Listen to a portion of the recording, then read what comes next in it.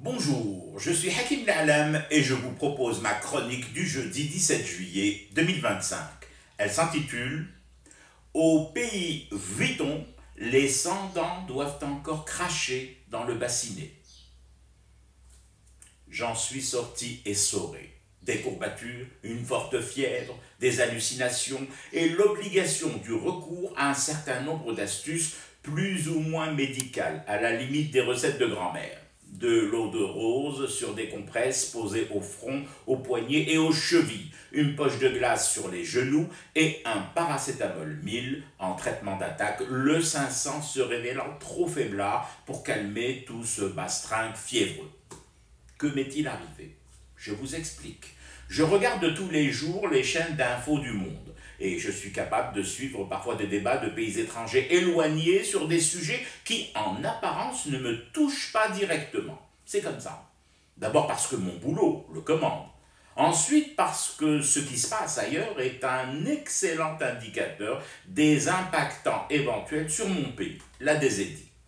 Mais là, avec cette séance de questions-réponses du Premier ministre français axée sur le budget et l'austérité, ma tension a fait des siennes. Je n'ai dû mon salut finalement qu'à l'effet conjugué du mazhar, à gros bouillon, et à ce constat que je n'arrêtais pas de me répéter en boucle, comme une psalmodie talisman. Je bénis l'état social qui est le mien.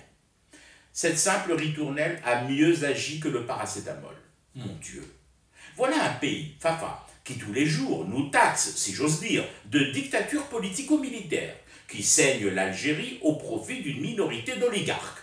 Ce même pays, chantre de la démocratie chez les autres, annonce une saignée des petites bourses chez lui. Il va faire cracher dans le bassinet les plus petits, les plus pauvres, en guise de plan d'austérité budgétaire. Pas un mot sur les plus riches, les grosses fortunes du CAC 40, Alibaba les voleurs.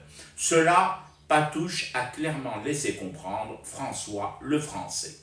Purée, je me suis alors mis à aimer un peu plus, encore plus, ma dictature et le système de redistribution des richesses chez nous.